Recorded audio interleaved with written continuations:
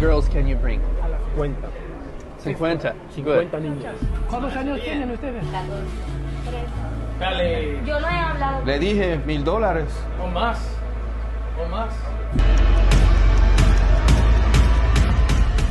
My name's Tim Ballard. I'm the founder of Operation Underground Railroad, which is an organization dedicated to fight human trafficking and child exploitation. Before that, spent 12 years as a special agent and undercover operator, mostly working child crimes and human trafficking investigations. If people knew what was happening there, they would be shocked.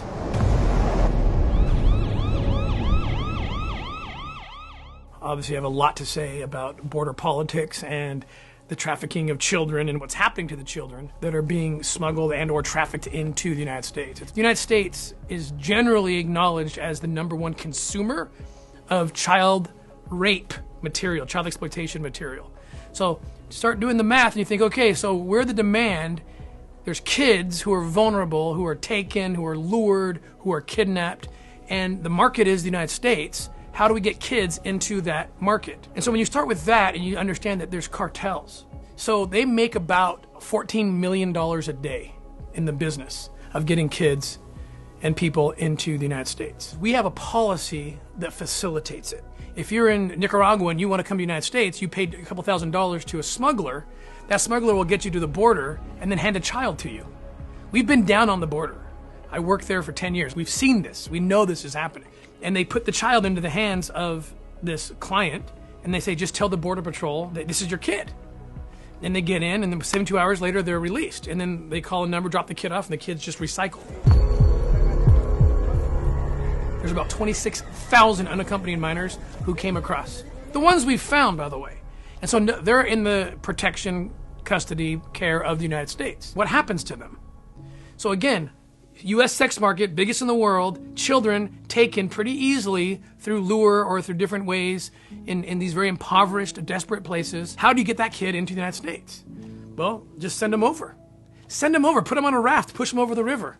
And a Border Patrol agent will actually, it's not their fault, by the way, they're just following policy, but they actually facilitate the trafficking. They're like, oh, come here and come sit in this detention center. And now you just need anyone from the U.S. to come in. Easy to falsify paperwork claiming a familial relationship, right? Hey, little Miguel's my nephew. Well, there you go. It's this crazy thing that people are playing politics with, and they're playing politics with the lives of children.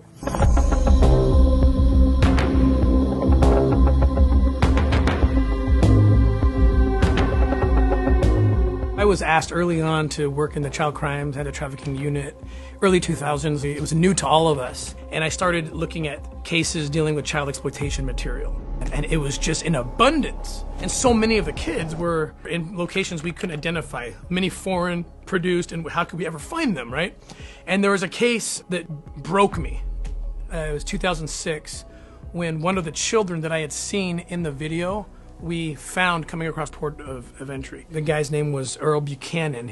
You can look him up. He was smuggling or trafficking these children, and he was actually producing child exploitation material with these children that he was getting and taking across the border. And I saw this child, and the child ran to me at one point and hugged me and said to me at 5 years old, "I don't belong here."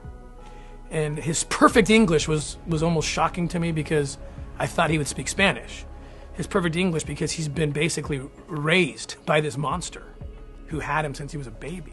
And I thought, this is what I will dedicate the rest of my life to doing, is trying to find these children who are being exploited and who are being trafficked. About that same time, the U.S. changed its laws, which allowed for the first time U.S. agents to go overseas, investigate sex tourists, and hold them accountable overseas for raping children as if they committed that crime on U.S. soil.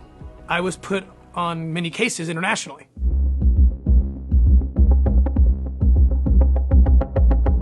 And I can't believe that it's on the beaches of these cities and towns through Central and South America that I'm working in the Caribbean. The problem was I could only stay on the case if I found a nexus back to the United States.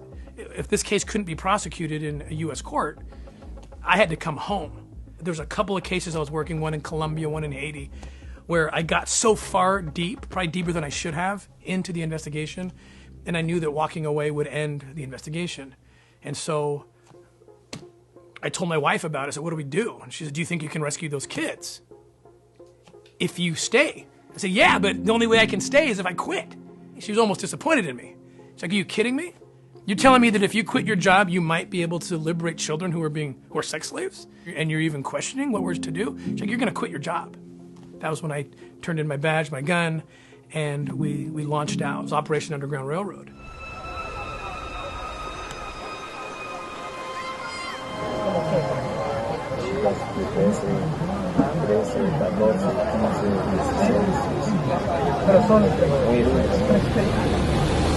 So we went in and did these 2 operations and rescued over 100 women and children on that Colombia operation. And then in Haiti, there was another case that we found this group of 28 children who were being sold out of a false orphanage. We busted that place up, got those kids out, and actually my wife and I adopted 2 of those children who have been home for 3 years now with us. And they're a reminder to me of every day of why we do what we do. When I can see the happiness of liberty on their faces every day, knowing what the trajectory of their life was actually heading to otherwise. And that's what keeps me personally motivated to keep up this fight. And today we're in 26 countries, when most of the states in the United States supporting our amazing law enforcement here as well, to fight human trafficking and child exploitation.